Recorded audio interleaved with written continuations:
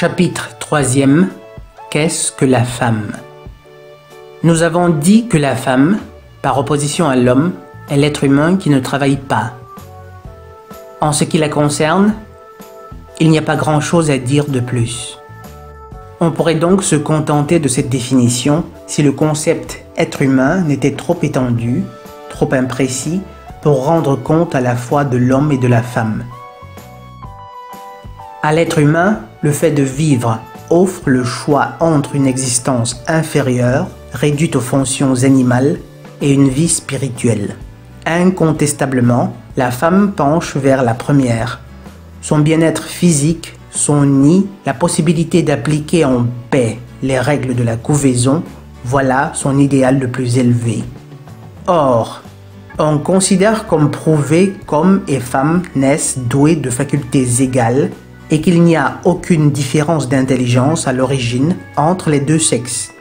Mais il est établi de même que les facultés qu'on ne développe pas dépérissent. Les femmes, faute d'exercer leur intellect et leur esprit, démantèlent de gaieté de cœur l'ensemble de cet appareillage et, après quelques années d'entraînement intellectuel sporadique, s'immobilisent au stade inférieur d'une bêtise incurable. Cette phrase est si belle que je voudrais la répéter. Les femmes, faute d'exercer leur intellect et leur esprit, démantèlent de gaieté de cœur l'ensemble de cet appareillage et, après quelques années d'entraînement intellectuel sporadique, s'immobilisent au stade inférieur d'une bêtise incurable. Pourquoi la femme n'emploie-t-elle pas son cerveau? Parce que, pour rester en vie, elle n'a besoin d'aucune faculté d'ordre spirituel. Théoriquement, une jolie femme qui n'aurait que l'intelligence d'un chimpanzé réussirait parfaitement dans une société humaine. En général, son intelligence se bloque au plus tard à 12 ans, c'est-à-dire à l'âge où elle décide de se livrer un jour à la prostitution en trouvant un homme qui travaille pour elle contre le prêt à intervalles réguliers de son vagin. Certes, elle poursuivra des études, obtiendra même tout un salmigondi de diplômes, car l'homme croit qu'une femme qui a beaucoup appris par cœur sait quelque chose. Et un diplôme augmente à ses yeux la valeur commerciale de ce qu'il convoite. Mais en réalité, les voies des deux sexes se séparent là, une fois pour toutes. À partir de ce moment, toute possibilité de communication entre l'homme et la femme est coupée, et pour toujours. C'est l'origine d'une des erreurs les plus importantes que commet l'homme dans son appréciation de la femme. Il la tient pour son égale, c'est-à-dire pour un être humain dont le fonctionnement sentimental et intellectuel se situe à peu près dans les mêmes domaines que le sien. Un homme a beau étudier le comportement de sa femme, il ne le fait que du dehors, en écoutant ce qu'elle dit, en la voyant agir, s'occuper. Quand il déduit de ses manifestations extérieures ce qu'elle pense, c'est sa propre échelle de valeur qu'il utilise finalement pour la juger. Ce qu'il arrive à savoir, c'est ce que lui-même dirait, ferait, penserait à sa place à elle. Et si le résultat de ses observations, d'après son échelle de valeur, est assez déprimant, il en conclut seulement que quelque chose doit empêcher la femme de se comporter comme il le ferait s'il était elle. Car il se tient pour la mesure de toute chose, et avec raison, si l'on définit l'être humain comme un être pensant. Par exemple, s'il observe qu'une femme passe tant et tant d'heures par jour à faire la cuisine, le ménage et la vaisselle, il n'imaginera pas un seul instant que ces tâches puissent la satisfaire, puisqu'elles conviennent idéalement à son niveau intellectuel. Il croira qu'elle l'empêche de s'occuper d'autre chose et s'efforcera de mettre à sa disposition un lave-vaisselle automatique, un aspirateur à poussière et des plats cuisinés. Il voudra la débarrasser de ses travaux stupides, lui permettre de mener l'existence dont il rêve lui-même. Et là, il se trompe. Au lieu de commencer à s'intéresser à la vie spirituelle, à s'inquiéter de politique, d'histoire ou d'exploration spatiale, la femme utilise le temps devenu libre à faire de la pâtisserie, à repasser de la lingerie, à coudre et à tricoter, ou, quand elle a vraiment l'esprit d'entreprise, à décorer les agencements sanitaires de la salle de bain avec des guirlandes de petites fleurs. Au fond, est-il un seul homme qui attache vraiment de la valeur aux sous-vêtements repassés, aux décors de petites fleurs et aux gâteaux qui ne viennent pas de chez le pâtissier? Comme la femme parvient à lui faire croire que tout cela est nécessaire ou fait pour le moins partie de la culture, il lui invente la machine à repasser, la pâte toute prête à pâtisserie, des distributeurs de papier hygiénique déjà décorés de petites fleurs. Mais malgré cela, elle ne s'intéresse pas davantage à la politique et l'exploration de l'univers la laisse totalement froide. Le temps libre que l'homme lui procure arrive juste à point. Enfin, elle va s'occuper d'elle-même. Et puisque les aspirations spirituelles, comme on le sait, lui sont étrangères, elle comprend naturellement par là s'occuper de son aspect extérieur. L'homme, qui aime la femme et souhaite passionnément, par-dessus tout, son bonheur, la suit encore sur ce terrain.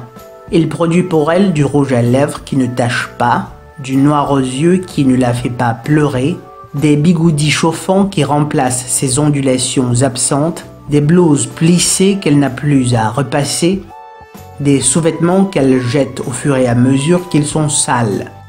Car il a toujours le même but, la délivrer de ses mesquineries une fois pour toutes, lui permettre de réaliser en elle ce qui est spécifiquement féminin et donc étranger à son esprit d'homme, satisfaire les aspirations élevées, à ce qu'il croit, de la nature plus délicate, plus sensible de la femme, pour qu'enfin elle puisse mener la seule et unique existence qu'il considère digne d'être vécue, une vie d'homme libre.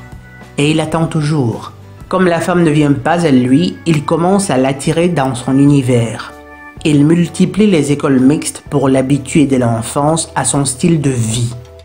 Il recourt à tous les prétextes possibles pour qu'elle fréquente les universités qu'il a créées, pour qu'elle s'initie aux secrets qu'il a découverts, dans l'espoir que l'approche directe des grandes choses lui en donnera le goût et lui ouvre l'accès des dernières fonctions honorifiques dont il se réservait jusqu'alors l'exclusivité, rompant ainsi avec des traditions qui lui étaient sacrées. Il la incite à prendre conscience de son droit de vote afin qu'elle puisse, selon ses conceptions féminines, modifier les systèmes qu'il a imaginés pour administrer l'État, peut-être dans l'attente que son action politique lui apportera la paix, car il va jusqu'à lui attribuer une sorte de charisme pacificateur. Il s'accroche avec tant d'acharnement et de conséquence à ce qu'il suppose être sa tâche qu'il ne voit plus à quel point il est ridicule. Ridicule d'après son échelle de valeur, naturellement, et non d'après celle de la femme. Car celle-ci, incapable de se distancer de l'objet, manque complètement d'humour. Non, les femmes ne se moquent pas des hommes.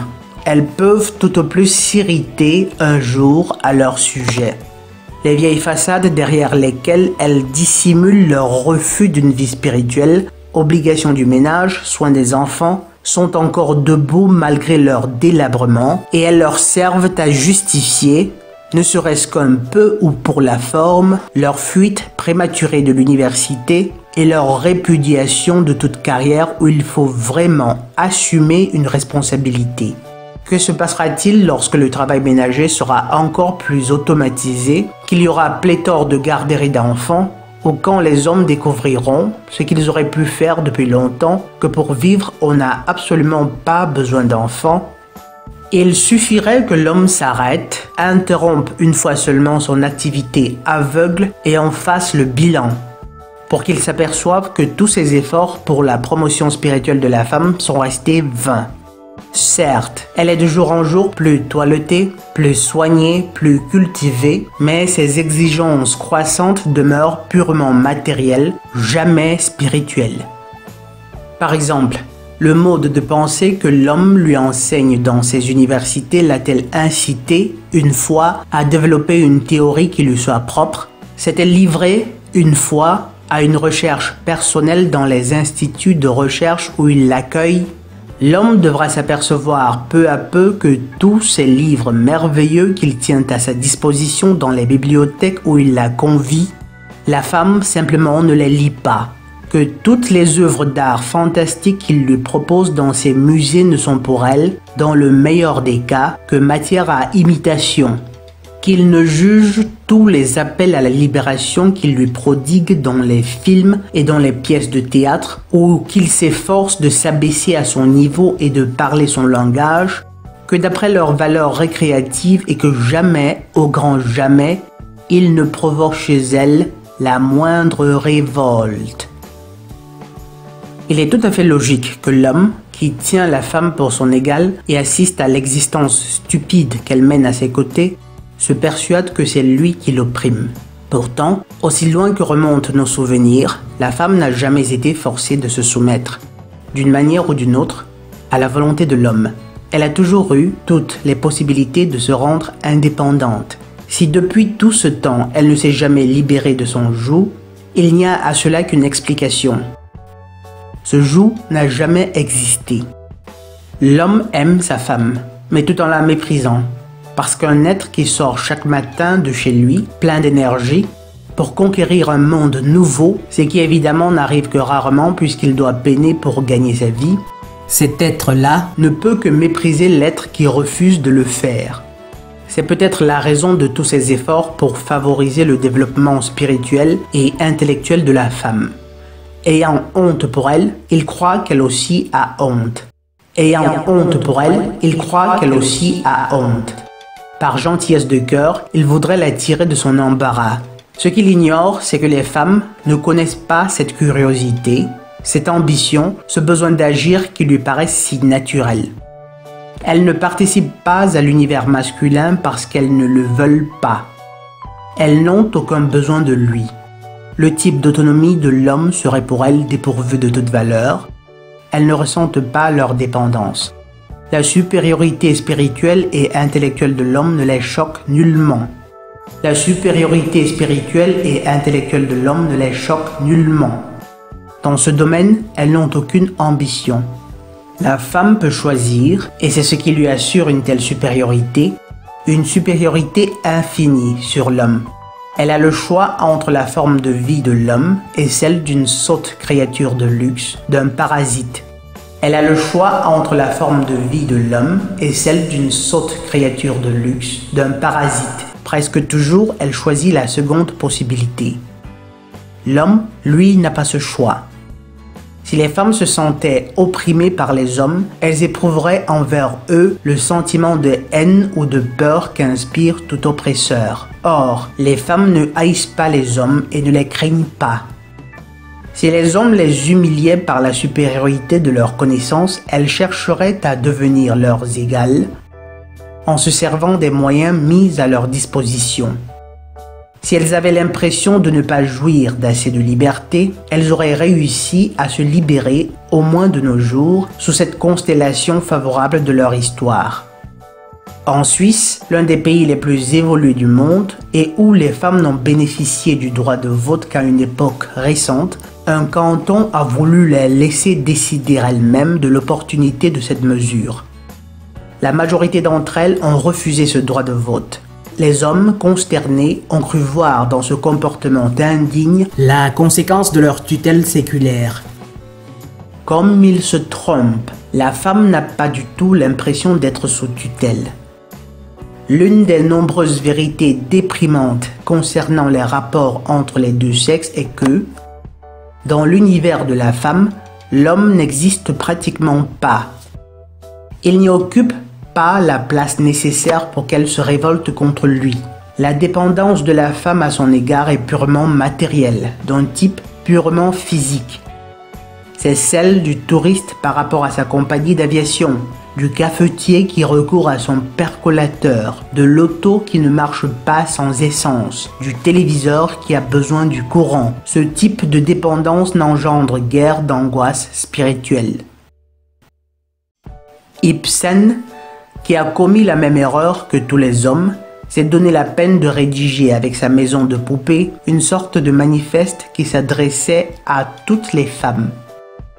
Mais la première représentation, en 1880, n'a agi comme un choc que sur les hommes, qui se sont alors jurés de lutter avec encore plus d'acharnement pour assurer à la femme des conditions de vie dignes d'un être humain.